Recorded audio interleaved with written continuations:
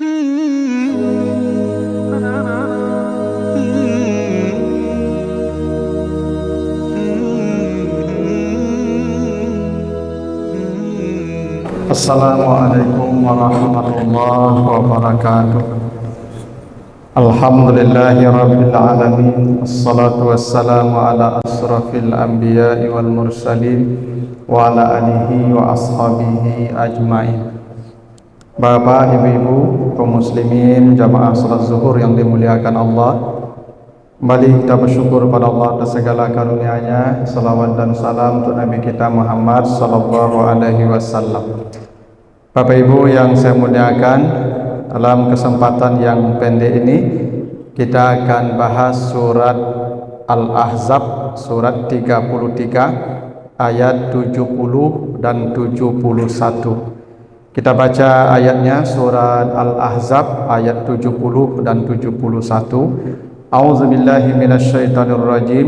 Ya ayyuhallazina amanu taqullah wa qulu qawlan sadida yuslih lakum a'malakum wa yaghfir lakum dzunubakum wa may yuti'illaha wa rasulahu faqad faza fawzan azima.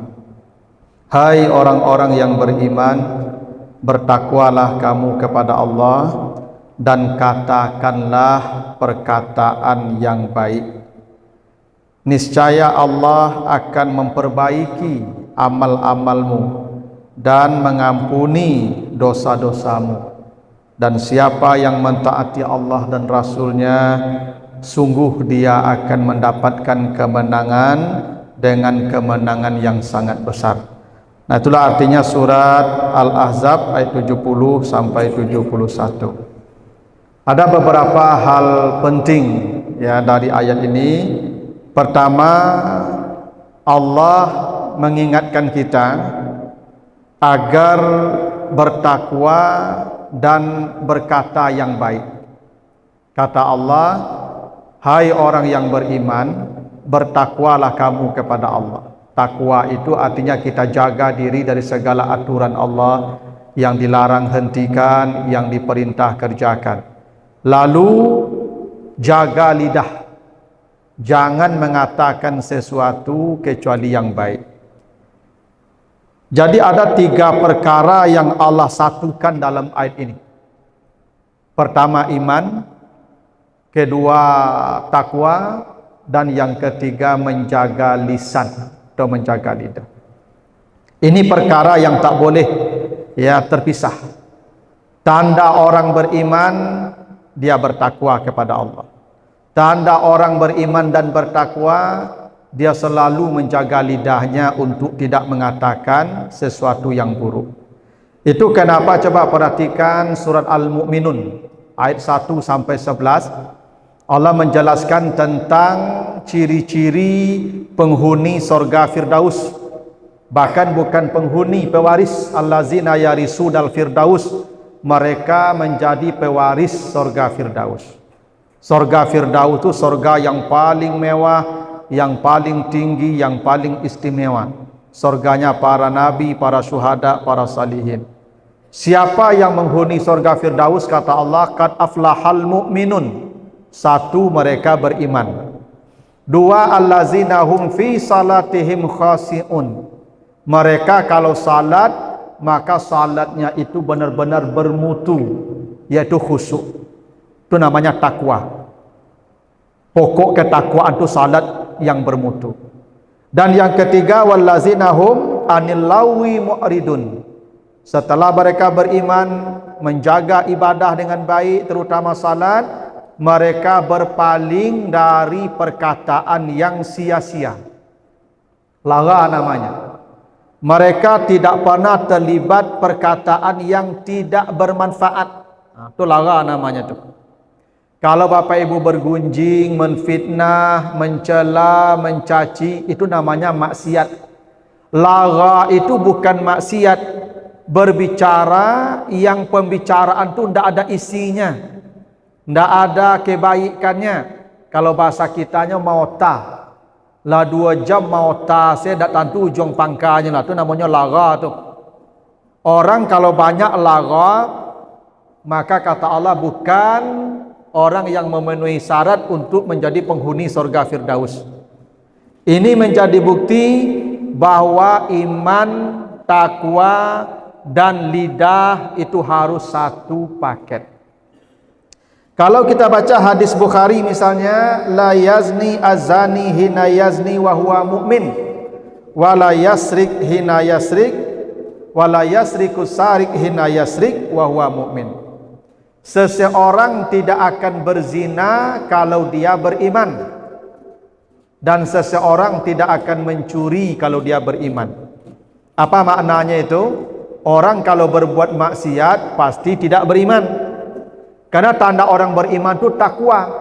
Itu kenapa perintah beriman dan bertakwa itu selalu satu paket. Lalu dalam hadis lain disebutkan, hadis tadi Anas bin Malik, hadis riwayat Ahmad, la yastaqimu imanu abdin hatta yastaqima qalbu, wa la yastaqimu qalbu hatta yastaqima lisanuh, wa la yadkhulul jannah man la ya'man jaruhu bawaikahu. Tidaklah iman seseorang itu dianggap lurus kalau hatinya tidak lurus. Jadi iman orang itu lurus, benar kalau hatinya lurus. Dan hati orang tidak akan lurus kalau lidahnya tidak lurus. Artinya kalau ucapannya menyakiti orang, menzalimi orang, tidak lurus, tidak benar, banyak dustanya, banyak bohongnya, banyak tipunya, mustahil itu hati orang itu lurus. Dan hati yang tidak lurus tanda imannya tidak lurus. Dan kata Nabi, mustahil seseorang masuk surga yang tetangganya tidak merasa aman dari lidahnya. Kata Nabi begitu ya. Mustahil orang masuk surga yang tetangganya tidak merasa aman dari lidahnya. Kenapa? Karena surga itu untuk orang beriman. Kalau dia menyakiti orang, lidahnya berarti imannya tercabut. Kalau imannya tercabut, mustahil dia akan bisa masuk surga. Itu kenapa kata Nabi, la yadkhulul jannah, tidak akan masuk surga man la ya'man jaruhu bawaikahu, orang yang tidak merasa aman orang di dekatnya dari ucapannya. Yang kedua, Allah mengatakan waqulu qaulan sadida, berkatalah dengan ucapan yang baik. Allah menggunakan sifat kaulan sadidan, bukan kaulan hasanan, bukan kaulal haq. Ucapannya bukan hanya benar, tapi ucapan itu sadid. Apa itu sadid? Sadid itu dari kata saddun. Saddun itu artinya kokoh dan bermanfaat. Itu kenapa bendungan air itu kalau dibendung, maka bendungan itu bahasa Arabnya saddun. Air kalau dibendung dia kuat. Nanti kalau dilepas bisa menghancurkan pemukiman. Dan dia banyak manfaatnya kalau sudah dibendung. Bisa ke sawah diairi, bisa ke kampung-kampung diairi, bisa dijadikan simpan untuk air tanah. Kenapa Allah mensifati kaulan sadidan? Allah ingin kasih isyarat, engkau kalau berbicara bukan hanya baik, bukan hanya benar pembicaraannya, tapi bermanfaat tidak. Maka kalau kita berbicara, pikirkan bukan hanya ini baik atau benar, bermanfaat tidak. Maka kalau pembicaraan tidak bermanfaat, diam sajalah. Kenapa? Karena perintah Allah, kaulannya sadidan, baik, benar, ada hujah, punya argumentasi, tapi juga ada manfaat bagi orang banyak. Itu kenapa sifat kaulan sadidan. Kalau engkau mengatakan yang baik, yuslih lakum a'malakum, Allah jadikan saleh amalmu. Kenapa berkata yang baik itu jaminannya yuslih lakum a'malakum? Satu, perkataan yang baik itu adalah amal saleh. Makanya kata Allah di surat Fatir ayat yang ke-10, ilaihi yas'adul kalimut thayyib wal amalus salih yarfa'uhu.